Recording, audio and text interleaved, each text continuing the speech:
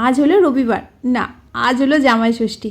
সকাল সকাল যেহেতু মায়ের পুজো আছে, আমি আর বোন স্নান করে নিয়েছি। এদিকে মাও সবটা গুছিয়ে গেছে চলে এসেছে। এই পাখাটার মধ্যে ষষ্ঠীর সমস্ত পুজোর জিনিসপত্র গুছিয়ে নিয়েছে। না, আমার মায়ের এখনো জামাই হয়নি ঠিকই, তবে প্রত্যেক বছর মা আমাকে আর বোনকে এই রকম পাখা দিয়ে হাওয়া দেয় আর ষষ্ঠীর যে পুজো থাকে সেটাকে পালন করে। গাছের এই টাইম ফুলের রঙটা কি সুন্দর না! আজকে গাছে এত ফুল ফুটেছে আর সব ফুল দিয়ে মা ঠাকুর সাজিয়েছে। আর সিংহাসন দুটোর দিক থেকে চোখ ফেরানো যাচ্ছে না, এত ভালো লাগছে আমার এই গপু গলুর দিক থেকে বিশেষত। সকাল সকাল পুজোটা করে নিলাম। ব্রেকফাস্টে ছিল আজকে চিড়ের পোলাও, আর এইদিকে দেখি ষষ্ঠীর সেই বিশেষ খাবার চিড়ে, মুরগি, মিষ্টি, আম, দই, কলা সব কিছু দিয়ে যে মাখাটা করে সেটা খেতে তো আমার একেবারেই ভালো লাগে না। তবে আমার মাও ছাড়ার পাত্রী নয়, সে দিল একবার। আজকে দুপুরবেলা আমার বাবার আর বোনের জন্য হয়েছিল চিকেনের এই ঝোলটা। যেহেতু মা আজকে ভাত খাবে না, তো সেই জন্য আমরা তিনজনই। হ্যাঁ জানি আম কাটাটাকে খুব হাসি পাচ্ছে, তবে আমি কি করব? আমি মায়ের মতো এক্সপার্ট না হলে সেটা আমার দোষ।